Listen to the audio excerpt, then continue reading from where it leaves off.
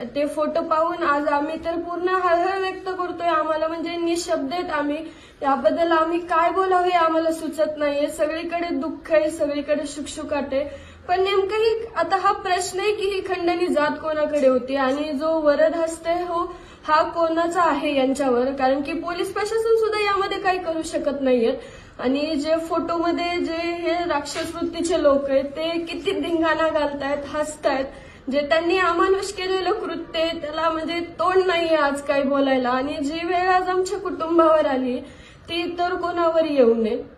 आणि जसं त्याच्यामध्ये इतकं सुद्धा आहे की माझे वडील शेवटी सुद्धा सांगतायत मला माझ्या मुला मुलीसाठी जगू द्या आणि जे माझ्या गावासाठी आहे मला माझ्या गावाला पुढे न्यायचंय, मला माझ्या गावासाठी जगू द्या। ते इतकं तळमळ व्यक्त करत असताना सुद्धा म्हणजे यांना कोणाचा तरी वरच्या सरकारचा किंवा कोणाचा तरी हात असल्याशिवाय हे असं करणं शक्य नाहीये।